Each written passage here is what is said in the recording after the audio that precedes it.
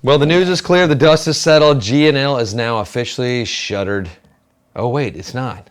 Because Fender stepped right back in and they said, "You're ours, baby. Come here." Fender has thoroughly embraced G&L and is now part of the Fender family of brands. that sounds like a cereal company. It is. Or the FMIC, if you will. Thank you. What's the other thing? They got another one. This is stick with FMIC. That just makes it simpler for me. I can't remember all these acronyms.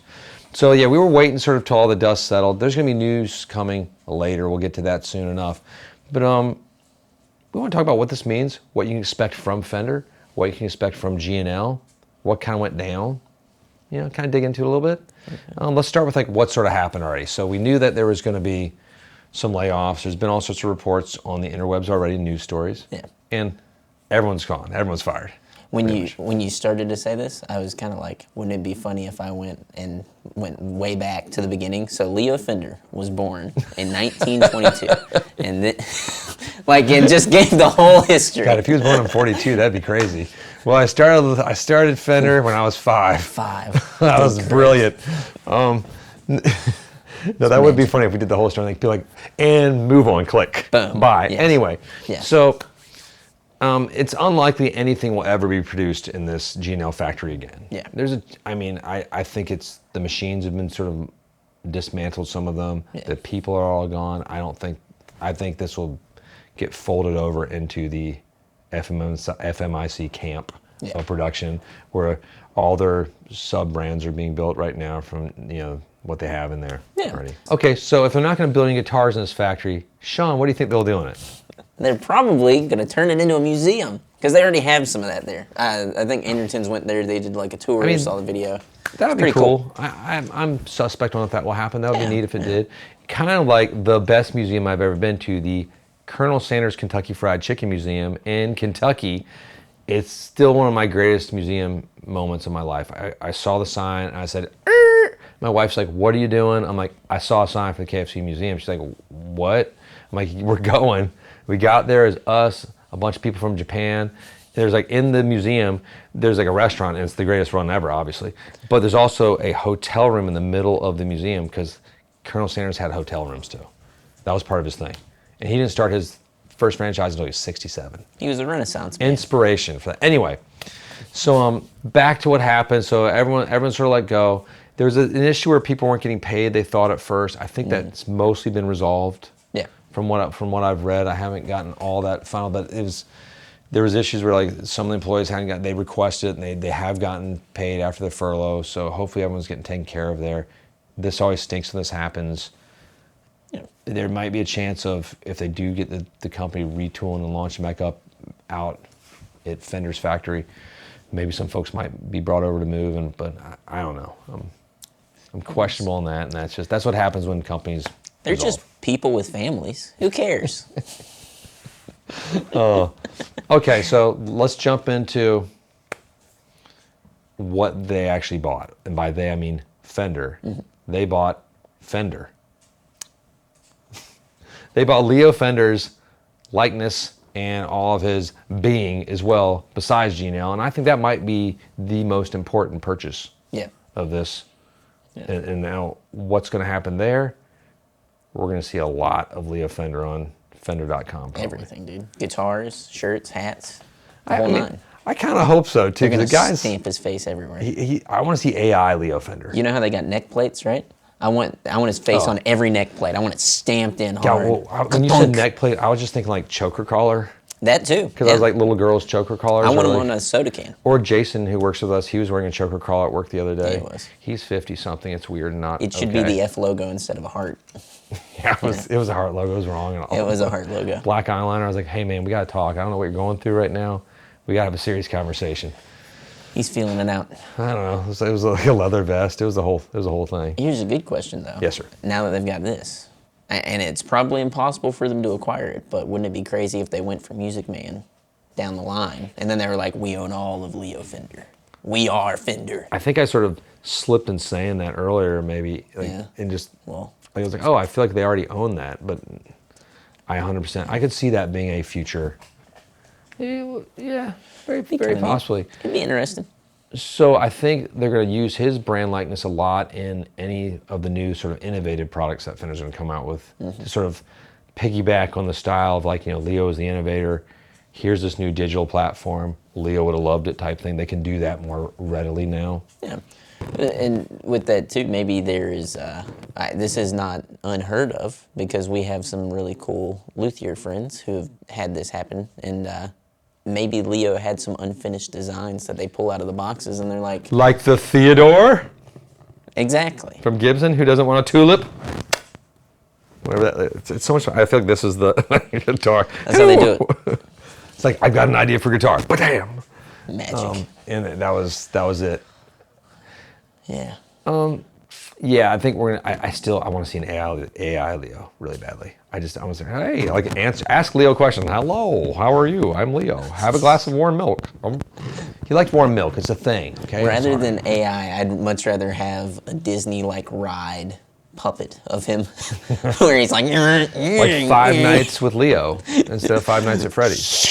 He's like carving a body. Which, if you haven't seen, that 5 Nights at Freddy's 2 trailer just dropped. It's got PETA from Hunger Games in it as well again, so it's awesome. PETA said no animals were harmed in the making of this. No animatronic animals were left alive though. Bam. So check out that trailer if you want to. Okay, Sean. Now that this has happened, what G&Ls are we going to see in the future? Probably ASAT. If it has ASAT on it, a lot of ASAT. They're going to do ASAT on everything. My notes said ASAT. ASAT. I think, I could see more so maybe rather than the body shapes or anything like that because they weren't super different from Fenders already. I think we're going to see the pickups primarily. We're going to see a lot of G&L style pickups maybe going into... Maybe starting off with like Fender Custom Shop stuff, and you might see that sprinkled into next year. That's a cool take. I like that. I think we're definitely going to see like a USA launch, like their sort of premier brands, and so do that. An Ensenada launch perhaps too, something a little bit more price friendly, and then a really affordable down the road, maybe overseas Indonesian type build or Chinese. Yeah. Now, there is a small chance, I think, that whole plot could be flipped the other way around. I can see them go first with the Indonesian stuff to see and test market it, and then build up from there. They could. I've thought that too. Like, I don't know. Yeah. And they might do like what they did with Jackson. How they had those big like USA Jackson launches come out. That was kind of exciting. Yeah. Even though we're not Jackson dealers.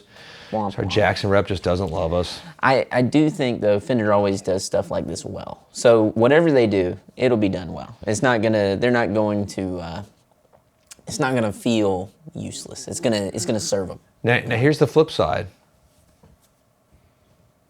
What if they didn't make any G&Ls ever again? What do you think about that? There's a lot of guys out there who would cry. And by a lot of guys, I mean a couple. I don't know. No, I mean like, what is the buying market for G&L at this point? Because obviously the brands, it's a great brand, but its power and sort of selling ability has diminished greatly on the marketplace. Is there a strong enough place to keep G&L going, or is Fender just using it mainly for the IP of Fender, having G&L wrapped in there? Would they let such a valuable IP go to the wayside, or just food for thought? I could see them maybe shelving it for a bit and bringing it back for maybe some anniversary stuff. Till the end of January, maybe? Yeah, exactly. They're going to shelve it, and then it'll come back. Then damn. Surprise! Taking our time, which isn't that far away now. No, yeah. It's sort of weird when you think about where we are. It's kind of weird to think, too, just not to get into NAMM topics here too much, but the Fender having released a handful of things in the last 6 months, it's kind of weird to think, what could they do in January? And I mean, G&L could be a big part of that because it's a whole new thing. Maybe that's something too. Let's not be naive. This has been underway for a while. This is probably at least a 9-month roadmap to this point, most likely more. Fender's not stupid. Their new leadership is really on point too, and I think with Justin, he'll be sort of taking an eye on like wanting to steer some of this and hopefully launch in a very positive way for Fender. Yeah. And get shop exclusives, like sort of pitch it out that way to kind of get people excited.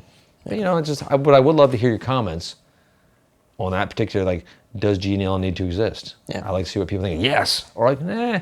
Yeah. Does anybody care about G&L like that, or is it something that's more of a super niche that one day we'll look back on more fondly? Yeah, it does make sense now, as we get close to the end here, that Fender does have all of this under their own umbrella. Like to have Fender be part of Fender makes sense. Yeah. Even though Leo Fender left and sold it to CBS, we all know that. When was Leo born? And let's talk about the early days. 1942. I said 1922. I think you said 42, didn't you? I said 22. Damn it. But I didn't want to correct you the first time. I thought it So was funny. let me know if I was wrong, because I think I probably was. It's okay. Dang. It happens. You didn't say 42? No, I said 22. But it's fine. I mean, he was probably older than that, to be honest. 42 is funny, though. 42 is funny, because like, imagine him 5 years old, and he's like, He's like Doogie Howser. come on, guys. Here we go. We're going to bolt the necks on. I imagine that's how white You're people like, talked back then. All right. You're going to do what? Sally, come here. Let's have a What are you glass of talking milk. about, kid? So, what do you think's next for G-Now? Is it shuttered? Is it coming back hard with Fender? Do you care? We want to hear all the answers There you go. from your typing little tinkly fingers down below. Put it in the comments. Put it in the comments. We know how you guys like to comment. Make a comment. Go ahead. I dare you. I dare you. Talk about G&L. And Say Fender. something. And like, let us know if you're excited to get a new G&L, if they make new G&Ls, or if like that's you don't really care. Like that's sort of, it's a fascinating. It's a big deal. It's one of the the founders of guitar and rock and roll history. Yeah. His other legacy brand is now under the hands of the original. So we'll see if it continues or not. Yes. I think there's going to be a lot of people who care. I do too. I got a feeling. I think this is the way to make people care again. Yes. Yeah. It stinks for the things that happen, but I think I'm positive that G&L is going to have a future. That's my opinion. Do it. Peace be with y'all. We'll talk to you soon.